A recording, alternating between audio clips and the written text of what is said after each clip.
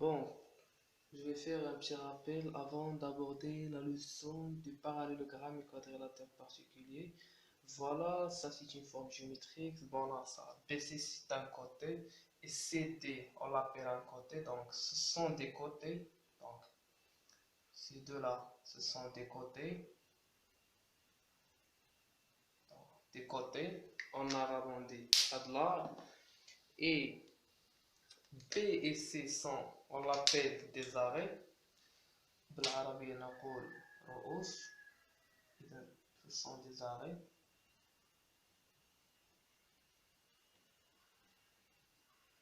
Donc des arrêts.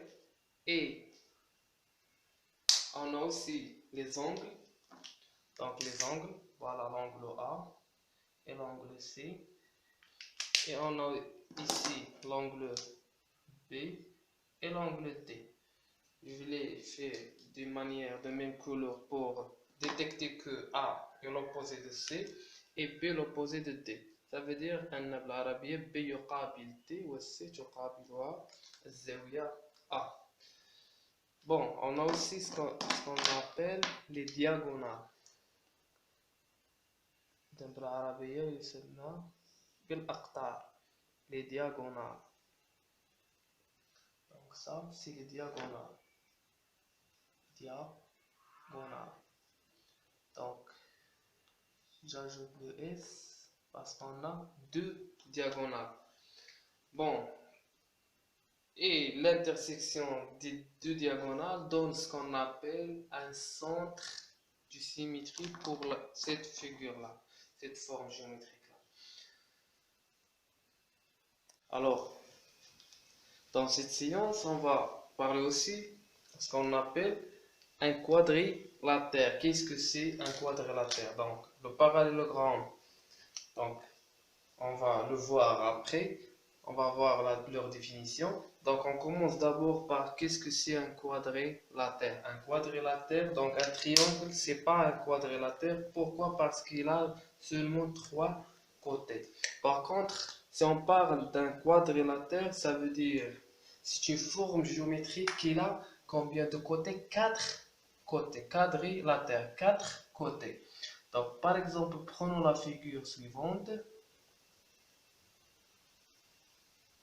Est-ce que cette forme géométrique est un quadrilatère?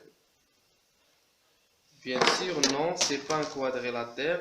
Pourquoi? Parce qu'il a le premier côté, le deuxième, le troisième et le quatrième et le cinquième côté. Donc, il a cinq côtés. Combien de côtés? Cinq côtés. Alors, si on prend la figure suivante, par exemple, est-ce que cette figure géométrique est un quadrilatère? Oui. Pourquoi? Parce qu'il a seulement quatre côtés. 1, 2, 3 et le quatrième côté. Donc, un quadrilatère est une forme géométrique qui a combien de côtés? Seulement quatre côtés. Bon, maintenant on va parler à ce qu'on appelle un parallélogramme. Donc la définition d'un parallélogramme. Un parallélogramme.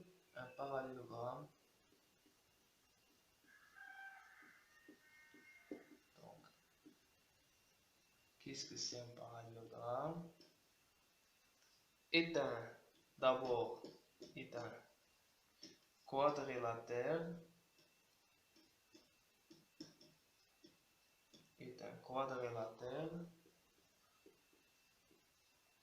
Dont les côtés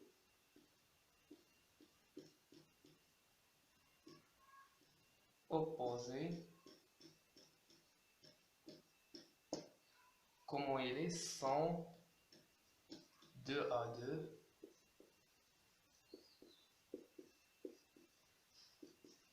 parallèles.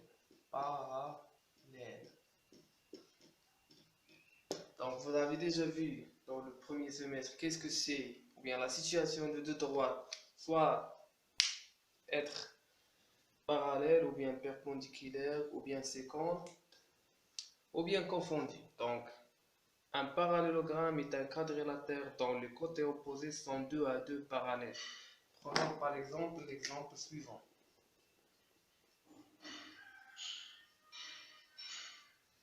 Donc, je vais essayer de tracer un parallélogramme.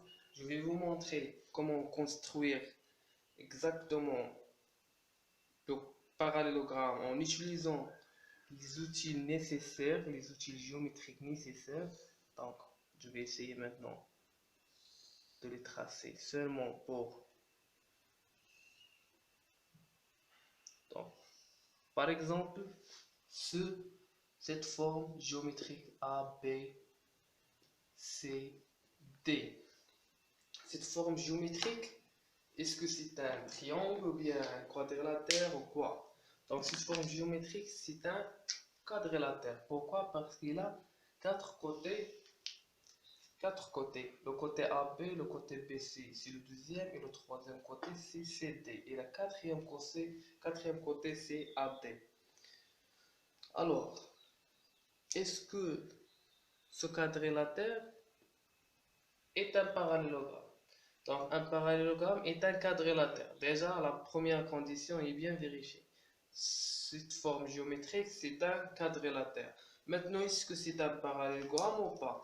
Donc, si cette forme est parallélogramme, il faut que les côtés opposés sont 2 à 2 parallèles. Donc, AB et CD.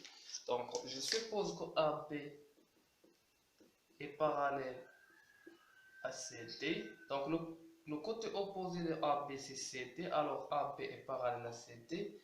Et le côté opposé de BC est AD. Donc, je suppose aussi que BC est parallèle à AD. Donc, d'après toutes ces conditions, donc maintenant, je peux dire que cette forme géométrique est un parallélogramme. Cette forme géométrique est un parallélogramme. Voilà pour la construction du parallélogramme. On trace d'abord le premier le premier côté, pardon, puis le deuxième côté. Ça dépend de l'angle ici demandé. Voilà, on prend le compas, on mesure cette distance et on trace un arc en haut.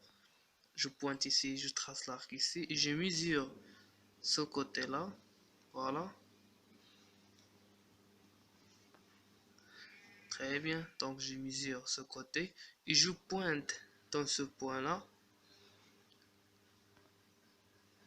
Et je trace le deuxième arc. Alors l'intersection des deux arcs donne le quatrième point du parallélogramme. Bon, d'après avoir la définition d'un parallélogramme, maintenant on va voir les propriétés d'un parallélogramme. Donc avant d'aborder les propriétés d'un parallélogramme, je vais vous dire quelque chose de très important. Donc pour nommer un parallélogramme, supposons que ça c'est un parallélogramme. Pourquoi? En revenant à la définition précédente, donc un parallélogramme est un quadrilatère. Très bien. Ça veut dire le premier côté, le deuxième, le troisième, le quatrième. Dans le côté opposé, donc voilà ce côté est l'opposé de ce côté, et ce côté-là est l'opposé de ce côté. Donc les côtés sont parallèles, les côtés opposés sont parallèles. Ça veut dire que ce côté est parallèle à ça et celui-là parallèle à ce côté. Donc pour nommer un parallélogramme, soit on commence par ici, je vais sur ce sens-là, donc je passe à B, puis au point C, puis au point D. Donc A, B, C, D dans ce sens. Ou bien je circule dans l'autre sens, ça veut dire dans le sens contraire. Donc,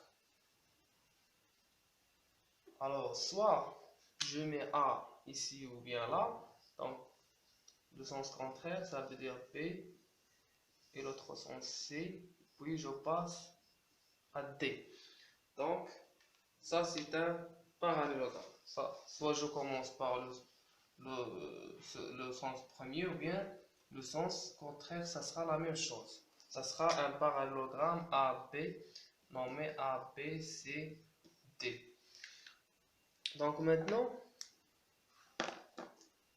on va voir les propriétés de ce parallélogramme ABCD. Donc, je commence d'abord dans un parallélogramme, les côtés opposés sont de même longueur. Ça veut dire quoi? Ça veut dire AB est égal à DC. AB est égal à DC. Le côté opposé de AB est le DC.